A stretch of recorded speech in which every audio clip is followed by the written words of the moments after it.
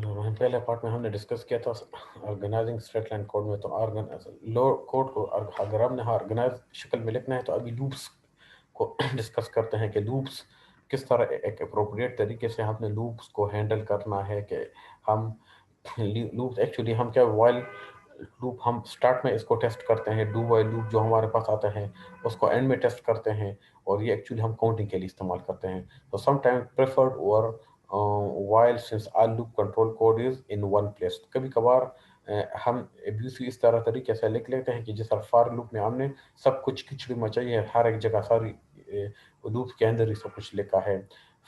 File को input कर रहे हैं, इस रेक काउंट वेरिएबल को इनिशियलाइज भी कर रहे हैं, not file and of file को भी हम यहाँ पे लिख रहे हैं, और फिर उसको इंक्रीमेंट भी कर रहे हैं। दरम्यान सब कुछ हमने यहाँ पे खिचड़मा चाहिए है। बजाय इसके हम इसको ऑर्गेनाइज शक्ल में भी लिख सकते हैं, जिस तरह आगे इस नेक्स्ट लेक्चर स्लाइड पे हम देखते हैं ना कि हमने यहाँ पे क्या लिखा है। वाइल लूप में सब कुछ यहाँ पे लिखा है और बॉडी को हमने खाली छोड़ा है। बजाय इसके कि हम सब कुछ वाइल लूप इसमें लिख दें, टेस्टिंग ब्रैकेट्स में लिखते, तो ज्यादा टेस्टिंग ब्रैकेट्स में अगर हम सिर्फ इस ये एक बैड तरीक प्रॉब्ली पोरली कंस्ट्रक्टेड लूप है। इससे बचने के लिए हमने हमें क्या करना चाहिए, इस तरह हमने लिखा कि while not end of file, और फाइल को हमने अगर फाइल एंड नहीं हुआ तो ये काम कर लो। ठीक है ना। फाइल इनपुट ले लो, फिर उस ये वेरिएबल ले ले, इनपुट फाइल ले ले, फिर उसकी इंक्रीमेंटेशन कर ली। तो ये बॉडी में अगर सब कुछ हमने डाल दिया और यहाँ पे थोड़ी सी एंड ऑफ फाइल वाली नॉट एंड ऑफ फाइल वाली कंडीशन लिख दी, तो ये एक अच्छा कंस्ट्रक्टेड लूप है कंपेयर टू इस लूप के। ये ज़्यादा कि avoid too much processing in the loop Boolean condition. ठीक है ना। So if the body is empty, जिस तरह ये है, the loop is probably poorly constructed, और ये अच्छा कंस्ट्रक्टेड लूप है और ये पुअरली कंस्ट्रक्टेड। दूसरी बात कि make the loop condition very clear, कि जहाँ पे आपको पता चल जाए कि जिस तरह फॉर लूप में हम स्टार्ट में लूप में इनिशियलाइजेशन करते हैं, फिर उसमें कंडीशन चेक करते हैं, थर्ड में हम उसकी इंक्रीमेंटेशन करते हैं। तो एक तो ये है कि आप हर एक कंडीशन को क्लियरली डिफाइन कर ले कि ये इनिशियलाइजेशन है, ये इंक्रीमेंटेशन या डिक्रीमेंटेशन है, दरमियान में या एंड में, जही कहीं भी हो। Test condition ending termination point का भी बता दें। अगर आपने लूप को टर्मिनेट ना किया तो ये इन्फिनिटी में चलता जाएगा, इसको भी हमने क्लियरली डिफाइन करना होता है हमें। दूसरा यह है कि लूप बिहेवियर क्या है, कि कीप हाउस कीपिंग चोर एट द बिगिनिंग और एंड ऑफ द लूप। ये फर्म अगर इस तरह की इंक्रीमेंटेशन है, इसको या स्टार्ट में रखें या एंड में रखें, इसको दरमियान में ना डालें। जिस तरह इन्होंने यहाँ पे लिखा है कि make each loop perform only one function, कि हर एक लूप का एक खास एक मकसद के लिए होता है कि सिर्फ वो एक ही फंक्शन परफॉर्म करेगा, मल्टीपल फंक्शन उससे ना करवाए लूप से, कि दूसरे तीसरे फंक्शन में इसको इंगेज ना कराए। दूसरा है कि make loop termination conditions obvious, कि जिस तरह पहली स्लाइड के बारे में मैंने बता दिया कि लूप का जो टर्मिनेशन पॉइंट है, जिस तरह यहाँ पे टर्मिनेशन पॉइंट यह है कि 0 से लेकर 99 तक ये चलेगा। यहाँ पे हमने टर्मिनेशन 100 रखा है कि 100 तक ये ना पहुंचे, 99 पे ये टर्मिनेट होकर लूप एग्जिट कर जाएगा। तो अगर यहाँ पे हम इसकी टर्मिनेशन पॉइंट नहीं रखेंगे तो क्या होगा, ये इन्फिनिटी में चलता जाएगा।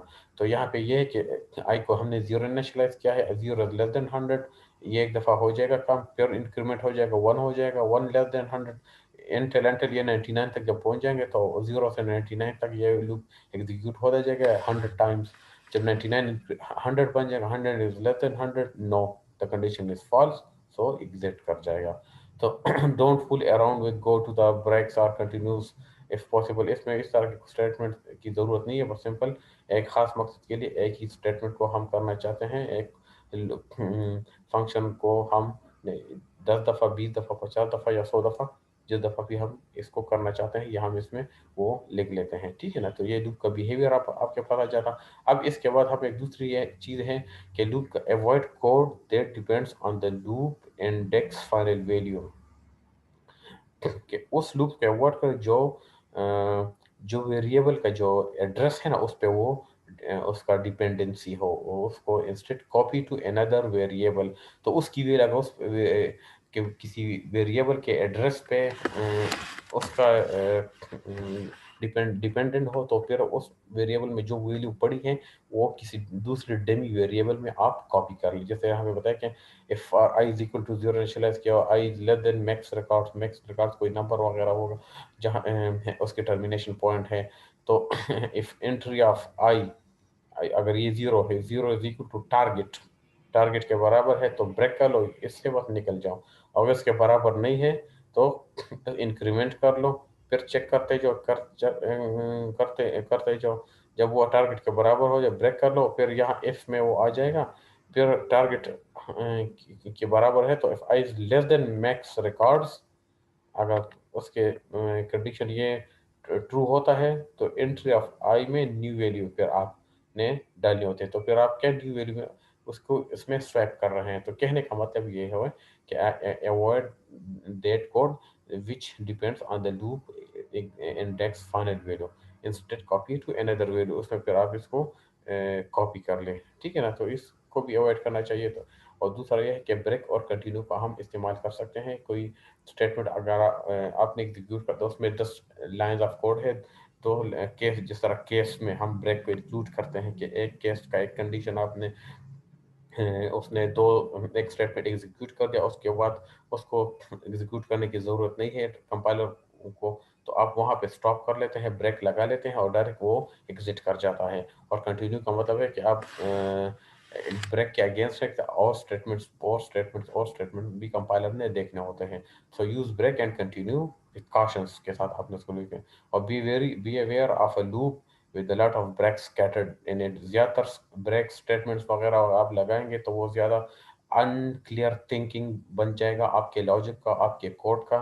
तो वो कंफ्यूजिंग बन जाएगा, स्ट्रक्चर ऑफ द लूप सारा का सारा वो बहुत ज़्यादा अनक्लियर बन जाएगा। तो avoid a lot of break statements और use break statements rather than boolean flags in a while loop में। अगर boolean flags की जगह, true false की जगह हमें ब्रेक को प्रेफर देनी चाहिए। ठीक है ना, ये एक्चुअली easier to read होता है by using the break statement ये। और use continue for tests at the top of a loop। Top loop के टॉप पे कंटिन्यू स्टेटमेंट को हमें इस्तेमाल करना चाहिए कि आपने वहां से बता दें कि अनफिनिश्ड है, और आपको फॉर एग्जाम्पल आपके unfinished is not is equal to false, तो फिर आपने कंटिन्यू करना है। ठीक है, तो इसका क्या मतलब कि break continue can eliminate an extra layer of nesting हमें करके दे देता है। यहाँ एग्जांपल में बता दिया जाता है कि finish is equal to false, so while में हम कहने के not finished and not end of file. तो कंपाउंड कंडीशन, हम कंपाउंड स्टेटमेंट इस्तेमाल कर रहे हैं वाइल के अंदर ये कंडीशन कि ये भी ट्रू होगा, अगर ये ट्रू है और ये फाल्स है तो फिर भी ये स्टेटमेंट फाल्स होगा। इन दो का लाजमन ट्रू होना, finish unfinished not finished and not end of file, ये हर हाल में दोनों ने ट्रू होना है, तभी वाइल लूप के ये कंडीशन ट्रू होगा, क्योंकि दरमियान में एंड कंपाउंड एंड लगाया हमने। ठीक है ना, तो वो and not finished and not end of file है, तो फिर रिकॉर्ड की रीडिंग भी होगी फाइल से। और रिकॉर्ड का टाइप भी देखा जाएगा कि टारगेट टाइप के बराबर है कि नहीं, फिर ये सब कुछ देखा जाएगा। फाइल में अगर नॉट एंड ऑफ फाइल है तो रीड रिकॉर्ड, रिकॉर्ड टाइप देखा जाएगा। If record dot type is not equal to target type, अगर उसके बराबर नहीं तो कंटिन्यू कर लो प्रोसेस द रिकॉर्ड, जो भी रिकॉर्ड के साथ करना है वो सब कुछ कर लो। तो ये कंटिन्यू का काम है। ठीक है ना, तो ये कंटिन्यू का समझाना था कि इसमें किस तरह आगे प्रोसेस होना है। फिर हमारे पास आ जाता है लूप्स को अच्छी मीनिंगफुल इंडेक्स वेरिएबल को नाम के साथ नेस्टेड लूप्स की शक्ल में हमने लिखना है, क्योंकि avoid the cross talk, easier to read. इस तरह इन्होंने आई जे के तीन वेरिएबल किए हैं। एक वेरिएबल 1 से लेकर 55 तक इसने लूप में चलना है, दूसरे वेरिएबल ने 1 से 12 तक लेना है, एक के 1 से लेके नंबर तक लेना है। तो 1 से तो हमारे पास सब में आ जाते हैं आई जे के ट्रांजेक्शन में। हम कहते हैं आई जे के मंथ आपके 1 से 12 है, जे पे कोड का नंबर 1 से 55 हो गया, 1 से नम तक डिवीजन इंडेक्स हो जाए। तो ये तीनों जो है जिस ट्रांजेक्शन पे ये तीनों वेरिएबल का काउंट बताया गया है, और यह उसका एक्चुअल इन वेरिएबल में उन्होंने आगे इंक्रीमेंट होना है। तो हमारे पास ये एक ऑर्गेनाइज शक्ल में लिखा है कि हमने 3 लेवल तक लूप्स को नेस्टेड कर रहे हैं, लेवल 1 2 3। तो नेस्टेड हो गया, फिर उसके समेशन आ गया। तो हिस्ट्री में ये बताया गया है कि जितने लूप लेवल्स आप 3 तक 3 से ज़्यादा नहीं रखेंगे तो वो ईज़ियर टू अंडरस्टैंड होगा, ईज़ियर टू ट्रबल शूट होगा, ईज़ियर टू आप उसको अच्छी तरीके से समझ भी सकेंगे और उसको रीयूज़ भी कर सकेंगे। और जितना लूप्स के लेवल ज़्यादा होंगे, वो ज़्यादा अनक्लियर की तरफ और complexity level of the code भी उसके साथ बढ़ेगा। तो 3 लेवल तक अगर रखें तो ये ज़्यादा, तो ये एक ऑर्गेनाइज़ फॉर्म में हमने कोड को लिखा, फिर उसके अगेंस्ट यहाँ हमने देखे कि मंथ को किस तरह फॉर लूप, डिवीजन इंडेक्स को फॉर लूप के साथ डाला, फिर समेशन प्लस और फिर ट्रांज़ैक्शन को किस तरह हमने वो ले लिया। तो हर एक के अगेंस्ट हमने डाला लिखा हुआ है किस तरह इसको इंक्रीमेंट करना है। तो पे कोड इंडेक्स को 1 टू 55, मंथ 1 टू 12 आ जाता है, डिवीजन इंडेक्स को किस तरह लिखना होता है, फिर ट्रांज़ैक्शन में ये तीनों हमारे पास आ जाते हैं। तो की मीनिंग को हमने इसके साथ अच्छी तरह से इसको कंपेयर करके समझ सकते हैं और किसी दूसरे को समझा भी सकते हैं अपनी बात। दूसरी है ये बात है कि लूप का जो लेंथ है वो हमें कम से कम 20 लाइन तक रखना होता है, तो ये ज़्यादा अंडरस्टैंडेबल भी होगा, और उस ट्रबल शूट करना भी आसान होगा, क्लियर भी होगा, जितना आप shorten the number of line रखेंगे। और दूसरा ये है कि लिमिट नेस्टिंग टू 3 लेवल्स, क्योंकि हिस्ट्री में इन्होंने यहाँ पे 1986 में उन्होंने कुछ हिस्ट्री में बताया था कि loop behaviour deteriorate significantly beyond 3 levels.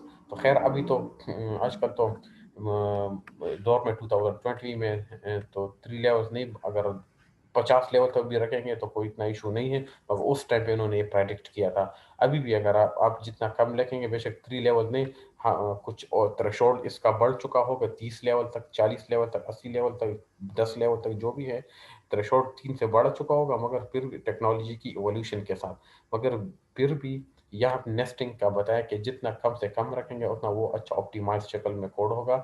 और make long loops specially very clear, कि जितने लूप्स ज़्यादा होंगे तो उसको फिर आपने हर हाल में क्लियर रखना होता है, ये बहुत ज़्यादा इंपॉर्टेंट है हमारे पास। दूसरा ये है कि ये तो हमारे पास ऑर्गेनाइजिंग द कोड हो गया। अभी दूसरा ये है कि इस वीक भी मैंने असाइनमेंट्स दी है, उसकी डेडलाइन भी बताई है, उसको अच्छी तरह से आप सॉल्व कर दें और with in the time submit कर दें। क्विज़ है, क्विज़ नंबर 3 अपलोड हो चुका होगा, वो भी देख लें, उसको भी अटेम्प्ट कर लें और टाइम पे उसको सबमिट कर दें। क्योंकि फिर जो 20 मार्क्स सेशनल में असाइनमेंट्स, क्विज़, जो भी चीज़ है उसमें राउंड ऑफ सारा का सारा डेटा करना है, डे फर्स्ट से लेके एंड ऑफ सेमेस्टर तक। तो ये एक लेक्चर हमारे पास हो गया। दूसरा, अगर आपको कोई क्वेश्चन वगैरह है जिससे लड़के रेगुलरली 24/7 मुझसे पूछते हैं व्हाट्सएप पे, तो आप क्वेश्चन पूछ भी सकते हैं व्हाट्सएप पे, related to assignment, related to quiz, related to lectures, related to exams. तो ये सब कुछ आप देख सकते हैं। और दूसरी बात के एलिमेंट्स को रेगुलरली डेली बेसिस पे देखते जाए, क्योंकि किस टाइम भी आपको क्विज मिल सकता है, असाइनमेंट मिल सकता है, फिर बाद में ये ना कहना कि ये सब कुछ। तो यह आज का हमारा जो लेक्चर था वो हमने लूप्स पे किया, उस पे कोड को किस तरह ऑर्गेनाइज शक्ल में हमने लिखना होता है, कि ऑर्गेनाइजिंग स्ट्रेट लाइन कोड। तो स्टार्ट में इसको समराइज वर्जन ये है कि इसको हमने क्या करना, स्टार्ट में हमने बता दिया कि अगर हमारे पास 3 मेंबर फंक्शन है, तो इन तीनों में से आप पैरामीटर पास कर ले कि इसमें डिपेंडेंसीज एक दूसरे की बिल्कुल वाज़ेह क्लियर हमें नज़र आ जाएँ। दूसरा ये है कि ऑर्डर्ड, अगर ऑर्डर्ड आपके पास डज़न्ट मैटर, तो यहाँ पे हमने इनिशियलाइज़ेशन पहले की है, फिर कंप्यूटेशन की है, फिर प्रिंटिंग की है। तो इनिशियलाइज़ेशन में मार्केटिंग टॉप पे था, एमआईएस सेकंड पे था, और अकाउंटिंग, कंप्यूटेशन में अकाउंटिंग टॉप पे है, एमआईएस सेकंड पे है, मार्केटिंग थर्ड पे आ गया। प्रिंटिंग में एमआईएस जो यहाँ पे सेकंड पे था, सेकंड, और यहाँ पे फर्स्ट पे आ गया। अकाउंटिंग यहाँ पे थर्ड पे था, यहाँ पे फर्स्ट पे है, यहाँ पे सेकंड पे, मार्केटिंग यहाँ पे थर्ड पे है।